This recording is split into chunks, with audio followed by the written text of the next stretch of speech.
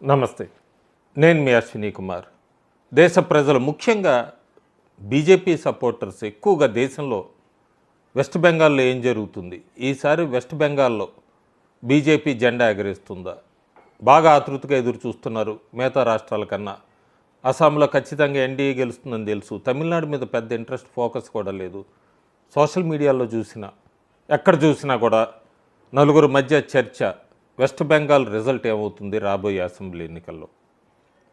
గత కొంతకాలంగా మమతా బెనర్జీ చాలా సైలెంట్ అయిపోయారు. సైలెంట్ అయిపోయినా కూడా అక్కడ ఆమె వెనకడుగు వేస్తోందా? వెస్ట్ బెంగాల్లో నిజంగానే గ్రౌండ్ రియాలిటీ ఎట్లా ఉంది? ఎందుకంటే సోషల్ మీడియాలో ఏ పార్టీకి సంబంధించిన వాళ్ళు ఆ పార్టీ మద్దతుదారులు మా పార్టీ గెలుస్తుంది, మా పార్టీ గెలుస్తుంది అంటున్నారు. నిజంగానే వెస్ట్ బెంగాల్లో మిగతా రాష్ట్రాల వాళ్ళు బెంగాల్లో బీజేపీ గెలుస్తుంది అని ఊహించుకుంటున్నా. అక్కడ ఎలా ఉన్నాయి ఫలితాలు? బీజేపీకి అక్కడ విజయం సాధ్యమేనా ప్రస్తుతం ఉన్న పరిస్థితుల్లో? సత్తా బజార్ లాంటి వాళ్ళందరూ కూడా ప్రిడిక్షన్స్ ఇచ్చారు. ఫిబ్రవరి 8 తర్వాత అనూహ్యంగా వెస్ట్ బెంగాల్లో పరిస్థితులు మారిపోయినాయి, బీజేపీకి గెయిన్ అయింది బాగా అంటూ సత్తా బజార్ ప్రిడిక్షన్స్ ఇవన్నీ కూడా కొద్దిగా బీజేపీకి ఆశలు రేకెత్తిస్తున్నాయి. కానీ బెంగాల్ మిగతా రాష్ట్రాలు, భారతదేశంలో మిగతా రాష్ట్రాల కన్నా ఒక సెపరేట్ అని ఖచ్చితంగా చెప్పచ్చు. బెంగాల్లో గ్రౌండ్లో మమతా బెనర్జీని ఓడించాలంటే అంత కష్టమో కూడా డెమోగ్రఫికల్గా నేను ఎక్స్ప్లెయిన్ చేస్తాను. దాని ముందు సిపిఎం మళ్ళీ లోక్సభలో అలాగే అసెంబ్లీలో వెస్ట్ బెంగాల్లో జీరో అయిపోయింది. అక్కడ ఉన్న ఒక్క రాజ్యసభ ఎంపీ బెంగాల్ నుంచి కూడా సిపిఎం తరఫున ఉన్న వికాస్ రంజన్ భట్టాచార్య, ఆయనది కూడా పదవీ కాలం ముగుస్తుంది రేపు ఏప్రిల్ 2వ తారీఖుకి. సిపిఎం 35 సంవత్సరాలు అక్కడ పరిపాలించిన బెంగాల్ని ప్రస్తుతం జీరోకి వచ్చేసింది అన్ని రకాలుగా, అసెంబ్లీ, లోక్సభ, రాజ్యసభలో. సో కమ్యూనిస్ట్ పార్టీ ఏం చేస్తుంది? కమ్యూనిస్ట్ పార్టీ, కాంగ్రెస్ కూడా కొత్త ఎత్తులు ఆడుతున్నారు అక్కడ. ఆ కొత్త గేమ్లో కమ్యూనిస్ట్ పార్టీ నుంచి చాలామంది టీఎంసీకి వెళ్ళిపోయారు. చాలా క్లియర్ స్ట్రైట్ ఫైట్ అని చెప్పచ్చు బెంగాల్లో, టీఎంసీ వర్సెస్ బీజేపీ. ఇంకొక భాషలో డెమోగ్రఫీ ప్రకారం చెప్పాలన్నా హిందూస్ వర్సెస్ ముస్లిమ్స్ కింద టర్న్ అవుతోంది బెంగాల్ ఎన్నికలు. అయితే ఇక్కడ మనం బెంగాల్లో నిజంగానే హిందూస్ వర్సెస్ ముస్లిమ్స్ అన్నప్పుడు హిందూస్ పోలరైజేషన్ అవుతోందా? ట్రై చేస్తోంది బీజేపీ పార్టీ, అన్ని రకాలుగా ప్రయత్నాలు చేస్తోంది విహెచ్పితో కలిసి. కొద్దిగా మొమెంటం వచ్చింది, కానీ ఆ మొమెంటం ఎంతవరకు తీసుకెళ్తుంది? బీజేపీని విజయం అందించగలదా బీజేపీకి?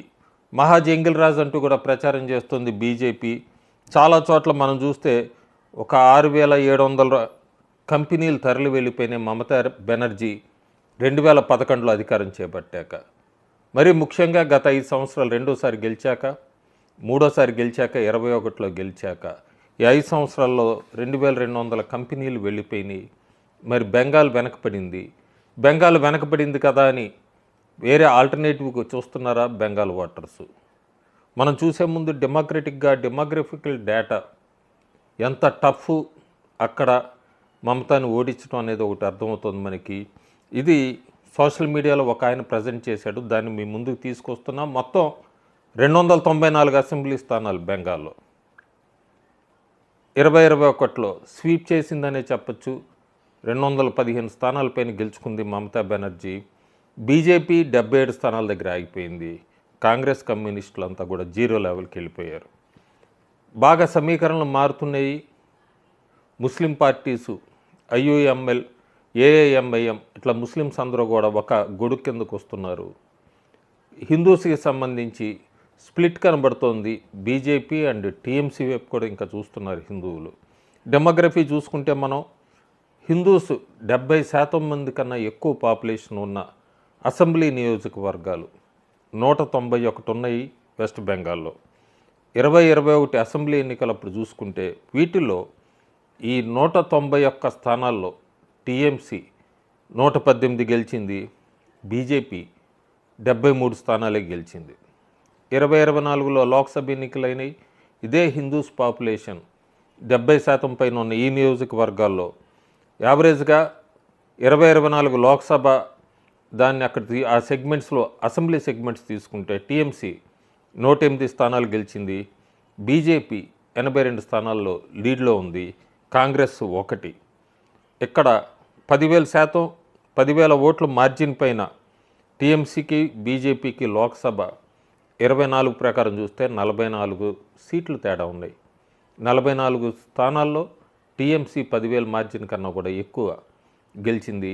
సో ఆ లీడ్ ఒకటి తీసుకోవాలి మనం. ఇంకా 61 నుంచి 70% హిందూస్ పాపులేషన్ ఉన్న అసెంబ్లీ నియోజకవర్గాలు 37 ఉన్నాయి. 2021లో మనం చూస్తే ఈ 37లో హిందూస్ 61 నుంచి 70% పాపులేషన్ ఉన్న అసెంబ్లీ నియోజకవర్గాల్లో టీఎంసీ స్వీప్ అని చెప్పచ్చు, 33 స్థానాలు గెలిచింది. బీజేపీ కేవలం 4 స్థానాలు గెలిచింది. 2024 లోక్సభ ఎన్నికలు దాన్ని అనాలిసిస్ చేసుకుంటే అదే 37లో టీఎంసీ మెయింటైన్ చేసుకుంది 33, బీజేపీ 4. ఇక్కడ 10,000 ఆ లోపల, ఇందాక కూడా 10,000 ఓట్ల మెజారిటీ ఆ లోపలదే, ఇది కూడా 10,000 ఓట్లు ఆ లోపల మెజారిటీ టీఎంసీకి బీజేపీకి. లోక్సభ 24 ప్రకారం చూసుకుంటే 3 స్థానాల డిఫరెన్స్ ఉంది. ఇంకా 50 నుంచి 60% హిందూస్ పాపులేషన్, దీన్ని చూసుకుంటే సీట్లు 20 ఉన్నాయి అసెంబ్లీ. 2021లో టీఎంసీ 20కి 20 స్వీప్ చేసింది. 51 నుంచి 60% హిందూస్ మెజారిటీ ఉన్న చోట బీజేపీ కేవలం 0. అదే 24 లోక్సభకు వచ్చినప్పుడు బీజేపీ ఖాతా తెరిచింది, ఒక 3 గెలుచుకోగలిగింది, 3 అసెంబ్లీ సెగ్మెంట్స్ లీడ్లోకి రాగలిగింది. టీఎంసీ 17. ఇక్కడ కూడా 10,000 లోపల గెలుచుకుంది టీఎంసీ 2 స్థానాల్లో. సో మొత్తం మనం ఇప్పుడు 70 నుంచి 50 దాకా చూసాము. 49% ఆ తక్కువ ఉన్న హిందూస్ పాపులేషన్ ఓట్ బ్యాంక్ 46 స్థానాలు ఉన్నాయి. ఈ 46లో 2021లో టీఎంసీ మళ్ళీ స్వీప్ చేసింది 45, ఐఎస్ఎఫ్ 1 వచ్చింది, బీజేపీ 0. 2024లో టీఎంసీ ఇదే 46 తీసుకుంటే మనం టీఎంసీ 34 అసెంబ్లీ సెగ్మెంట్లో లీడ్స్లోకి వచ్చింది, బీజేపీ 1, లెఫ్ట్ ఫ్రంట్ కాంగ్రెస్ ఈ రెండు ఒక 11 అసెంబ్లీ సెగ్మెంట్స్లో లీడ్లోకి వచ్చినాయి. ఇక్కడ కేవలం 10,000 ఓట్ల మెజారిటీ లోపల టీఎంసీ గెలిచింది. బీజేపీకి ఆ అసెంబ్లీ సెగ్మెంట్స్ డిఫరెన్స్ అంటే 1 స్థానమే. సో చాలామంది చెప్తున్నారు, ఇన్స్టాగ్రామ్లో, ట్విట్టర్లో, ఫేస్బుక్లో ఫాలోవర్స్ ఎక్కువ ఉన్న బీజేపీ సపోర్టర్స్ వీళ్ళందరూ కూడా బీజేపీకి బాగా పెరిగింది, బీజేపీ అధికారంలోకి వచ్చేస్తోంది ఇవన్నీ అంటున్నారు. కానీ మిగతా రాష్ట్రాల్లో వెస్ట్ బెంగాల్ రియాలిటీ, ముఖ్యంగా గ్రౌండ్ రియాలిటీ అర్థం చేసుకోవాల్సిన అవసరం ఎంతైనా ఉంది.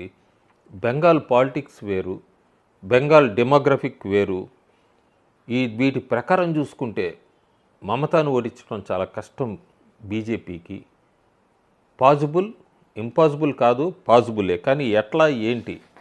ఫస్ట్ నేను చెప్పిన 70% నుంచి 70% దాకా ఉన్న హిందూస్ ఓట్ బ్యాంక్ ఉన్న అసెంబ్లీ నియోజకవర్గాలే 191 ఉన్నాయి. సో అక్కడ మ్యాక్సిమం హిందూ ఓట్స్ పోలరైజ్ అవ్వాలి. ముస్లిం ఓట్స్ కొత్తగా ఈ ముస్లిం ఫ్రంట్ కింద వస్తున్న ఐయుఎంఎల్, ఎంఐఎం పార్టీస్ అన్నీ ముస్లిం ఓట్ బ్యాంక్ని అటువైపు షిఫ్ట్ చేసుకోవాలి. హిందూస్ ఆ 70% ఉన్న చోట మ్యాక్సిమం ఓట్ బ్యాంక్ బీజేపీకి పడాలి, టీఎంసీ కిల్ అవ్వాలి అక్కడ. సో అవుతే ఇంత పోలరైజేషన్ జరిగితే దీంతోపాటు మజిల్ పవర్ ఖచ్చితంగా ఉండాలి బెంగాల్లో. మజిల్ పవరే కాకుండా ఆర్గనైజేషన్ స్ట్రాంగ్గా ఉండాలి గ్రాస్ రూట్ లెవెల్లో.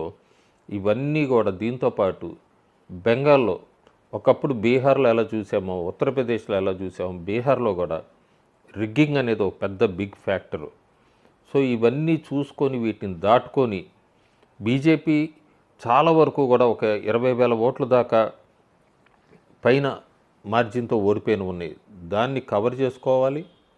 ఈ హిందూస్ ఓట్స్ పోలరైజ్ అవ్వాలి, డెమోగ్రఫికల్గా ముస్లిం ఓట్స్ ఇవన్నీ కూడా షిఫ్ట్ అవ్వాలి. అవుతే బెంగాల్లో బీజేపీకి విజయ అవకాశాలు ఉన్నాయి. మరి ఇవన్నీ దాటి వెళ్ళగలదా? ప్రస్తుతం సార్ ప్రాసెస్ నడుస్తుంది అక్కడ. సార్ ప్రాసెస్ అనగానే చాలామంది బీజేపీ సింపథైజర్స్ ఎక్కువగా అపోజిషన్ రూలింగ్ పార్టీలో ఉన్న వాళ్ళదా, లేదా వాళ్ళకి అపోజిషన్లో ఉన్న వాళ్ళ ఓటు బ్యాంకులు ఎక్కువ డిలీట్ అవుతున్నాయని ఒక అపోహ ఉంది. కాదు, ఉత్తరప్రదేశ్లో 3 కోట్ల పైన అయింది, గుజరాత్లో కూడా అయినాయి. బెంగాల్లో జరుగుతున్నాయి. బెంగాల్లో కూడా ఎక్కువ శాతం అయితే టీఎంసీ మద్దతుదారులు ఇల్లీగల్ ఇన్ఫిల్ట్రేటర్స్ డిలీట్ అవుతున్నాయి. ఫైనల్ నెంబర్కి వెయిట్ చేయాలి.